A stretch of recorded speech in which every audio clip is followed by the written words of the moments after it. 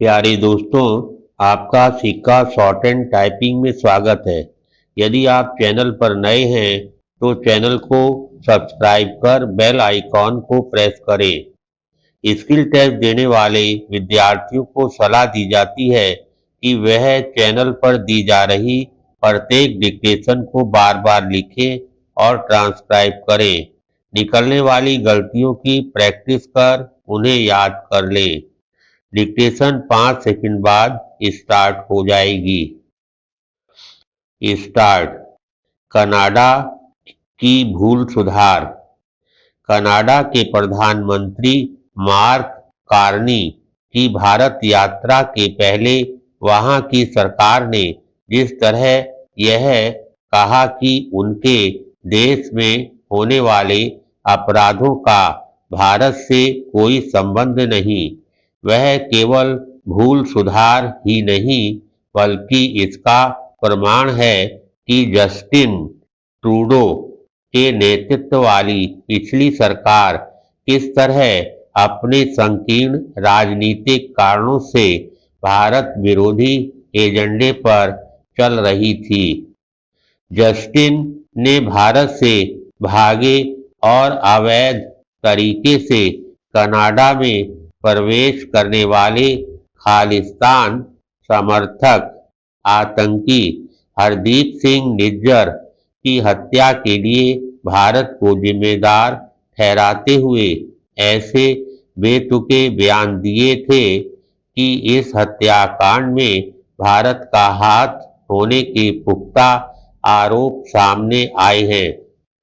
प्रमाण के बजाय आरोप की हास्यास्पद बात करके उन्होंने अपनी जग हंसाई तो कराई ही थी, यह भी सिद्ध किया था कि वे खालिस्तान समर्थक नेता जगमीत सिंह के इशारे पर भारत से संबंध खराब करने पर तुल गए थे।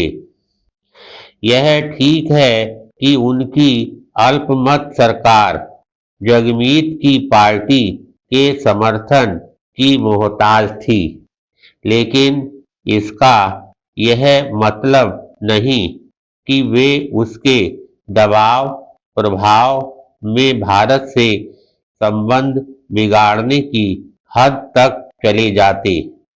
आमतौर पर अल्पमत सरकारें घरेलू मामलों में समर्थक दलों के दबाव में आती हैं, लेकिन ट्रूडो सरकार तो विदेश नीति पर जगमीत की पार्टी के समक्ष नतमस्तक हो गई। पैराग्राफ। समस्या केवल इतनी ही नहीं थी कि जस्टिन ट्रूडो खालिस्तान समर्थक नेताओं के एजेंडे को आगे बढ़ा रहे थे, बल्कि यह भी थी कि वे भारत विरोधी तत्वों की पीठ पर हाथ रखे हुए थे। इसका दुष्परिणाम यह था कि कनाडा में सक्रिय खालिस्तान समर्थक अतिवादी आए दिन भारत के खिलाफ उग्र हिंसक प्रदर्शन करते थे। वे भारत के साथ साथ भारतीय उच्चायोग के अधिकारियों को भी धमकाते थे, पर जस्टिन मौन साधे रहते थे। इस कारण भारत को भी उनके खिलाफ कठोर रवैया अपनाना पड़ा।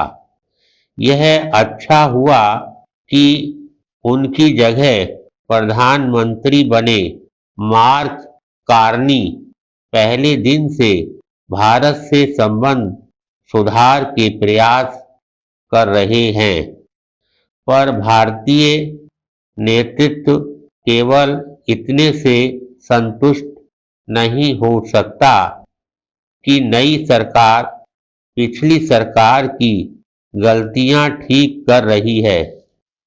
भारत को यह देखना होगा कि कनाडा में भारत के खिलाफ सुनियोजित दुष्प्रचार करते रहने वाले खालिस्तान समर्थकों के खिलाफ कोई ठोस कानूनी कार्रवाई होती है या नहीं। भारत इसकी अनदेखी नहीं कर सकता कि कनाडा में खालिस्तान समर्थक चरमपंथी अभी भी भारतीय हितों के लिए खतरा बने हुए हैं। भारत यह भी नहीं भूल सकता कि 300 से अधिक यात्रियों की जान लेने वाले एयर इंडिया के विमान को विस्फोट से उड़ाने वाले खालिस्तान समर्थक आतंकियों को कोई कठोर सजा नहीं दी जा सकी है, और वहां जब जब उनका महिमा मंडन भी होता रहता है। संबंधों में वास्तविक सुधार के लिए यह सब बंद होना चाहिए। धन्यवाद।